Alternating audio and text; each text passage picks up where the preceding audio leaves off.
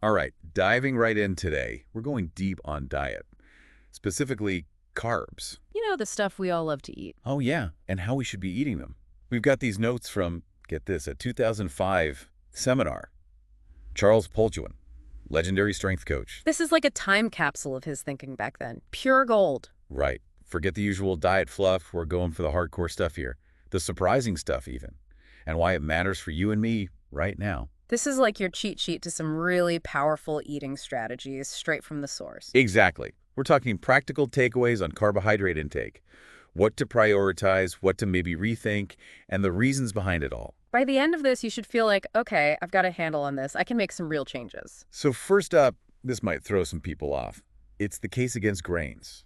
Yeah, this is where things start to get interesting. Principle number 1 in these notes. Cut out grains, especially wheat. And the reason, this was a shocker, it basically says that wheat hits your blood sugar the same way table sugar does. Like, whoa, you think you're having healthy whole wheat toast and your body's treating it like a spoonful of sugar? Crazy, right? It's all about that blood sugar spike. Wheat breaks down fast, turns into glucose, boom, huge insulin release. And that's where the trouble starts, especially if you're trying to manage your weight or energy levels. Compared to carbs that are digested more slowly, that rapid spike from wheat can be a real problem. And it gets even more specific. Principle number 2 goes deeper on this. It calls out the gluten family grains. Oats, wheat, spelt, common allergens, particularly for people with Celtic ancestry. So now we're not just talking blood sugar. We're talking immune system response, inflammation, a whole other layer of complexity. Right, so if you're sensitive to these grains, it's a double whammy. Insulin spike from the carbs, plus your body's pumping out cortisol, the stress hormone, because it's dealing with an allergen. That combination is not doing you any favors, that's for sure. So if you're thinking, okay, no bread for my sandwich, what do I eat? There's actually a great tip in here from Johnny Bowden. He suggests swapping bread for dark leafy greens. So instead of 2 slices of bread, you're using big lettuce leaves to wrap your fillings. Pretty ingenious, actually. It is. And the idea is you're dropping the glycemic index of your meal like a rock. That's how quickly a food raises your blood sugar. Plus, you're getting all those nutrients and fiber from the greens. Principle number 6 in the notes talks about the importance of balancing your body's acid-alkaline levels. And this brings up a key point. It's not just about what you're cutting out, but what you're replacing it with. Leafy greens are a smart move because you're avoiding the sugar spike and loading up on good stuff. Now let's talk fruit. Principles 4 and 5 say darker fruits are your best bet. Makes sense when you think about it. Darker fruits usually have thinner skins. To protect themselves, they produce more antioxidants. So berries become like these little anti-inflammatory powerhouses.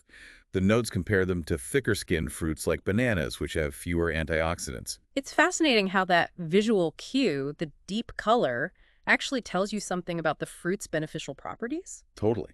And another plus for darker fruits. Lower glycemic load compared to the lighter, starchy ones. So your berries and cherries will release their sugars more slowly than a banana, which is better for your blood sugar control. But huge caveat here. This all applies to whole fruit.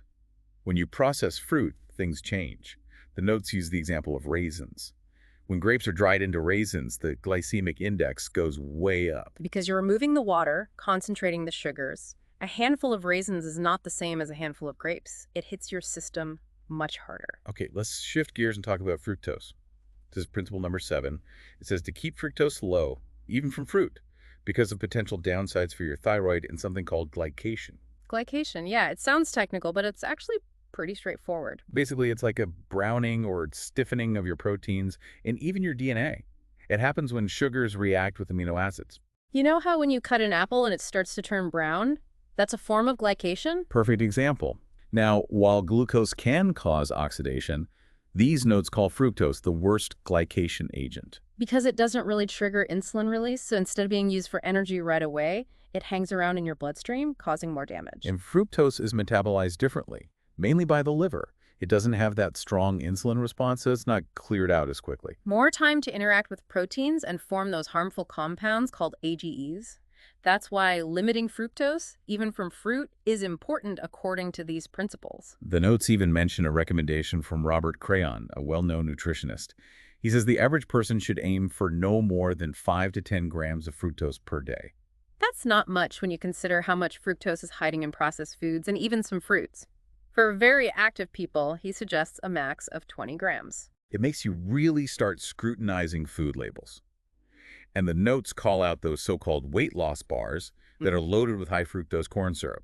Mm-hmm. You think you're making a healthy choice, but You could be getting a big dose of fructose, which is counterproductive if you're trying to lose weight. and this glycation thing isn't just some abstract concept. It's linked to a real health marker, glycated hemoglobin.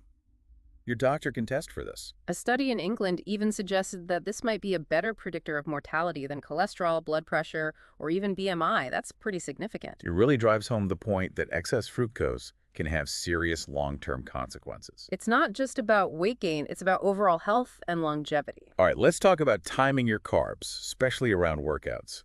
Principle number 8 is all about post-workout carb loading. This is where we get into the nitty-gritty of maximizing recovery and muscle growth. The key is to eat carbs within 10 minutes of finishing your workout.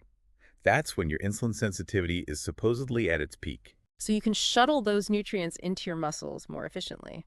Now, the specific recommendations for how much to eat have evolved over time. It used to be a general guideline of 2 grams of carbs per kilogram of body weight. But Poliquin later refined his approach, focusing on the volume of your training, the total number of reps you do in a workout. So the more reps, the more carbs you need afterward. And the notes lay out the specifics. For 12 to 72 reps, it's 0.6 grams of carbs per kilogram of lean body mass. Lean body mass being your weight minus your body fat. Then for 73 to 200 reps, it goes up to 0.8 grams. 200 to 360 reps is 1 gram. And for those super high volume workouts of 360 to 450 reps, it's 1.2 grams per kilogram of lean body mass. And remember, the type of rep matters too. A heavy squat rep is different from a light bicep curl rep. Exactly. So these are guidelines to help you adjust based on the intensity and volume of your training. As for what to eat, they recommend high glycemic index fruit juices like pineapple or grape for about 30 to 40% of your post-workout carbs. The rest can come from carb powders like dextrose or maltodextrin, blended berries, mushy fruits like bananas and peaches. Those work too. And for people who are underweight and trying to gain, they even suggest things like pineapple and cornflakes or desiccated honey. The goal is to really spike that blood sugar and get those nutrients into the muscles quickly. Principle number 9 recommends taking insulin sensitivity supplements with these post-workout carbs. Things like taurine, arginine, magnesium, R-form, alpha-lipoic acid, they help your cells respond better to insulin. So you're even more efficient at using those carbs to replenish your glycogen stores. It's like fine-tuning your recovery process. And then there's principle number 10. It says adding protein to your post-workout carbs can significantly increase glycogen storage. The recommendation is 15 grams of protein for every 50 pounds of body weight. That can boost glycogen storage by up to 40%. That's huge. It's not just about muscle repair. The protein also helps your body store more glycogen. Which sets you up for your next workout and helps with overall recovery. Now, here's a really interesting twist.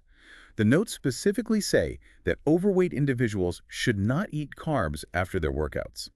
Instead, for someone around 200 pounds with excess weight, they recommend a post-workout drink with whey protein isolate, glutamine, and glycine. The idea is to support muscle recovery without adding more fat. It shows that these recommendations aren't one size fits all. You have to adapt them to your individual goals and body composition.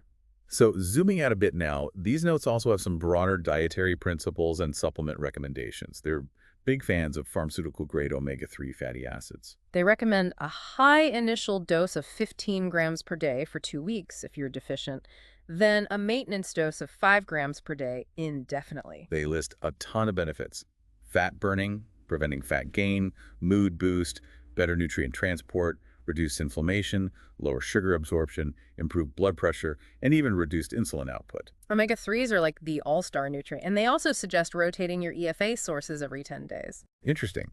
They also mention krill oil as a potentially better option, especially for PMS relief, and because you need a lower dose.